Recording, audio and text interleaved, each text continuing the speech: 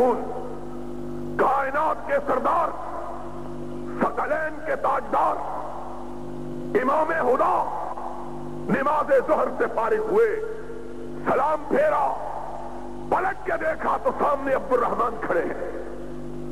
کہا عبد الرحمن کب آئے؟ کہا اللہ کے حبیب ابھی آیا ہوں۔ کہا کہو کیسے آئے؟ کہا آقا سب کچھ لٹا کے آیا ہوں، دین بچا کے آیا ہوں۔ فرمایا عبد الرحمن دین بچا کے آئے ہو، سب کچھ لٹا کے آئے ہو تو کچھ بھی نہیں لٹایا ہے، جنت پا کے آگے ہو، اللہ کی رضا پا کے آگے ہو۔ یہ لوگ،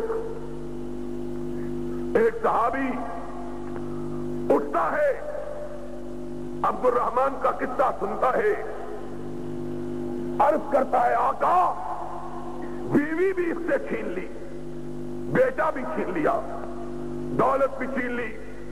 اللہ کے رسول میرا جتنا مال ہے 2 حصوں میں تقسیم، آدھا اس کو دے دیجیے، آدھا مجھ کو دے دیجیے۔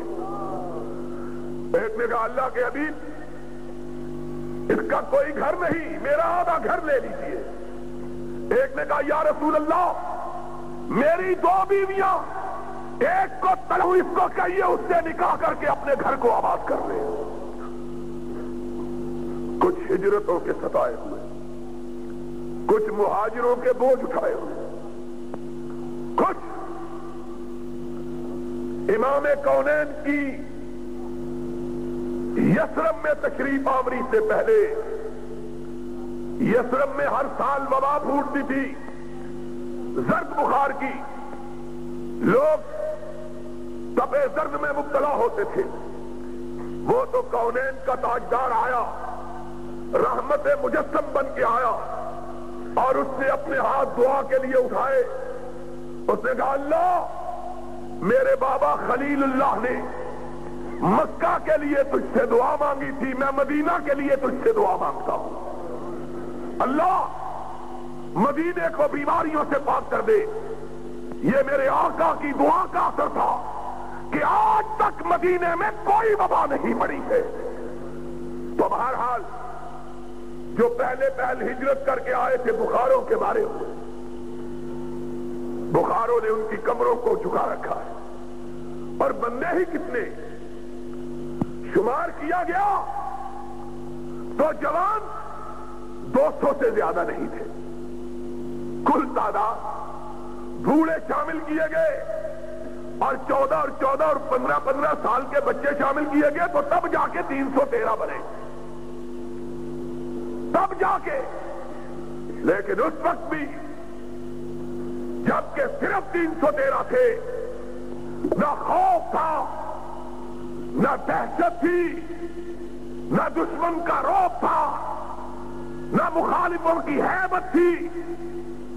اگر تھا تو اپنے اللہ پر توکل تھا، اپنے رب پر اعتماد تھا۔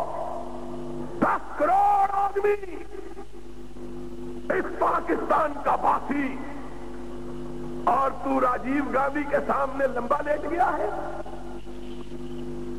اور سونیا کے سامنے رکوع کر رہا ہے۔ اور اگر اس سے فرصت ملی تو ایک بزرگ کی قبر پہ جا کے دھاگے باندھنے شروع کر دیے۔ مجھے اور ساری باتوں کی سمجھ آ گئی، دھاگوں کی سمجھ نہیں آئی ہے۔ وہ دھاگے ہی باندھنے تھے تو اتنی دور جانے کی کیا ضرورت تھی؟ یہ بابا چھتری والا یہاں پڑا ہے، اس کو دھاگے باندھ لیتا، دھاگے ہی باندھنے تھے نا۔ اور کسی وکیل نے کہا کسی بستی کے ایک چودھری نے کسی بندے کو قتل کر دیا، گاؤں میں بھی بڑے وکیل تھے، بندہ قتل کرنے والا چودھری تھا۔ گاؤں کے وکیلوں نے کہا بابا اس کے بیٹوں کو ہم کو وکیل کرو، ہم مقدمہ لڑیں۔ کہہ لگے نہیں یہ بڑا چودھری آدمی ہے، ہم شہر کا وکیل کریں گے۔ شہر کا وکیل کیا 3200 روپے پر، اس زمانے میں 3200 روپیہ بڑی بات، 3200۔ وکیل نے بڑا مقدمہ لڑا، آخر چودھری پھانسی چڑھ گیا۔ پنڈ کے وکیلوں کو پتا لگا کہ چودھری پھانسی لگ گیا، آئے چودھری کے بیٹوں کے پاس، کہا چودھری کا کیا بنا؟ او ضیاء الحق صاحب اور کوئی مجسٹریٹ ہے تو لکھے ان سی آئی ڈی والوں نے کیا لکھنا ہے بیچاروں نے؟ کسے پڑی ہے کہ جا سناوے پیارے پی کو ہماری بتیاں، نہ انگ چینا نہ نیند نینا نہ آپ میں نہ بھیجے پتیاں، اور تو بے غیرت انسان ہے کہ اپنے سینے پہ تمغے لگائے ہوئے اور ایک ہندو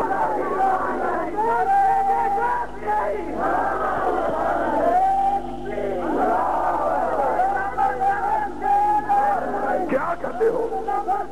آج کہتے ہیں اگر یہ بے غیرتی کرنی تھی پھر وہاں جانے کی کیا ضرورت تھی؟